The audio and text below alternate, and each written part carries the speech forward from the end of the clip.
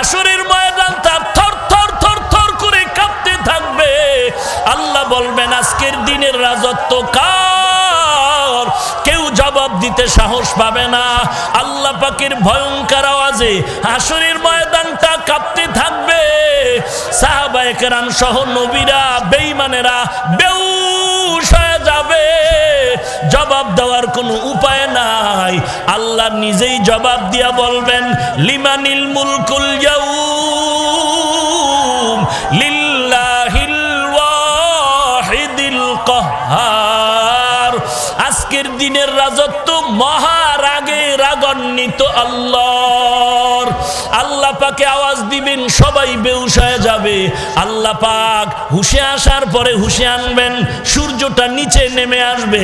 মায়ার নবী চোখের পানি ছেড়ে জাহান্নামের বিবরণ দিয়া বলেন, সূর্যটা যখন মাথার উপরে চলে আসবে, এখন 9,30,00,000 মাইল দূর থেকে সূর্য তাপ দেয়। একটা মুখ জমিনের দিকে হাসরের ময়দানে আল্লাহ অর্ডার করবেন, ও সূর্য তোর 12টা মুখ জমিনের নিচের দিকে ফিরাইয়া দাও এবং যত তাপ আছে জমিনে ছেড়ে দাও। সূর্যের তাপে জমিনটা তামা হয়ে যাবে। স্বর্ণ কেন হবে না? লোহা কেন হবে না? জমিনটা স্বর্ণ কেন হবে না? লোহা কেন হবে না? তামা হবে কেন? বলে তামার ভেতরে যেই গুণ আছে লোহার মধ্যে স্বর্ণের মধ্যে সেই গুণটা নাই। লোহার এক পার্শ্বে গরম করলে আর এক মাথায় গরম হয় না। স্বর্ণের এক পার্শ্বে আগুন লাগাইলে অন্য পার্শ্ব গরম হয় না। কিন্তু তামার ভেতর এমন একটা গুণ, এক কারনার থেকে যদি গরম করা হয় পুরা তামার অংশটা গরম হয়ে যায়। সূর্যের তাপে জমিনটা তামা হয়ে যাবে। হাসরের মাঠের মানুষ গুনাহগারগুলোর মাথার মগজগুলো ভাতের মারের মতো টকবক করে ফুটতে থাকবে। এরে নবীর উম্মতের দল, অপর দিক থেকে জাহান্নামের আওয়াজ শুরু হয়ে যাবে। জাহান্নাম আওয়াজ দিবে, আল্লাহ গুনাহগারগুলো আমার পেটের ভিতরে দাও। আল্লাহ বলবে জাহান্নাম অপেক্ষা কর। জাহান্নাম থামে না। আল্লাহ বলবেন ও ফেরেশতা, জাহান্নামের গলায় শিকল লাগাইয়া ধরে রাখ, ধরে রাখ। জাহান্নাম যদি সামনে আগায় বিচার করা সম্ভব হবে না, শিকল লাগাইয়া ধরে রাখতে পারবে না। জাহান্নামের আওয়াজ, আপনার আমার মায়ার নবী সিজদায় পড়ে কাঁদবেন, ও আল্লাহ জাহান্নামের ফিরাও, ফিরাও। আমার একটা উম্মত যেন জাহান্নামে না যায়। ও আল্লাহ, দুনিয়ার জমিনে আমি উম্মতের ভুলি নাই।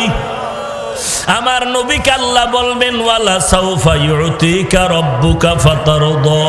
ও নবী, আপনি কাঁদবেন না, মাথা মোবারক উঠায় দেন। আমি আল্লাহ আপনাকে খুশি করব, আপনাকে বেজার করব না। এরে নবীর উম্মতের দল, এইবার আল্লাহ আর একটা হুঙ্কার দিবেন বিচার শুরু করার আগে, ওয়ামতাজুল ইয়াউমা আইয়ুহাল মুজরিমুন। ও গুনাহগারের দল, আলাদা হয়ে যাও।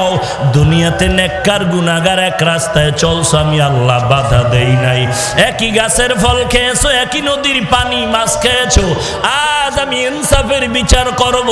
এরে নেককার যারা, তাদেরকে আল্লাহ বলবেন, ওরে নেক আমলওয়ালা আশিকের দল, তোমরা আজকে আমার সাথে মোলাকাতের জন্য আরশের নিচে যাও। ওই আরশের নিচে গিয়া বসো।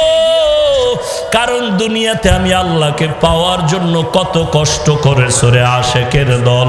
এই জমিনে যারা মাওলার বড় আশেক, আমার আল্লাহর মহব্বতে কত রাত্র ঘুমাইতে পারো নাই। আমার আল্লাহর মহব্বতে কতবার খানাও খেতে পারো নাই।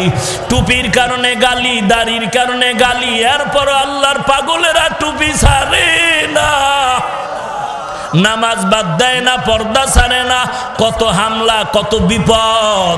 এত ঘরে চাল নাই, ডাল নাই, খানা নাই, এরপরেও হারামের দরজায় যায় না। সুদ উঠানের জন্য, লোন খাওয়ার জন্য যায় না একমাত্র আমি মাওলা পাকের মোহাব্বতের কারণে। আল্লাহ মায়ার নজর দিয়া বলবেন, ওরে আশেকের দল, তোমরা আরশের নিচে গিয়া বসো, আমি আল্লাহ তোমাদের সাথে আজকে মোহাব্বতের মোলাকাত করব। গুনাহগারেরা তোমরা আলাদা হয়ে যাও। গুনাহগারেরা আল্লাহর ভয়ে, আযাবের ভয়ে আলাদা হতে চাইবে না। আল্লাহ বলেন, আমি নিজ হাতে তখন গুনাহগারগুলোরে আলাদা করা শুরু করব। আমি আল্লাহ এমন ভাবে আলাদা করে ফেলব, গুনাহগারেরা ধানের চিটার মতো উড়িয়া উড়িয়া জাহান্নামের দরজায় হাজির। আল্লাহর আওয়াজ, কুদরতি আওয়াজ, ওয়াসিকাল্লাযীনা কাফারু ইলা জাহান্নামা যুমারা হাত্তা ইযা জাউহা ফুতিহাত আবওয়াবুহা ওয়াকালা লাহুম খাযানাতুহা আলাম ইয়াতিকুম রুসুলুম মিনকুম ইয়াতলুনা আলাইকুম আয়াত। আল্লাহ পাক বলবেন, ও ফেরেশতা, জাহান্নামীদের হাতে পায়ে শিকল লাগায় দেও, এরপরে লাইনে দাঁড় করাও, আমি বাম হাতে দেরে আমলনামা দিব। এরে নবীর উম্মতের দল, আল্লাহর কাছে তওবা করো, চোখের পানি ছেড়ে কান্না করো। আল্লাহর আযাব এক সেকেন্ডের জন্য সহ্য করার মতো শক্তি কারো ভিতরে নাই।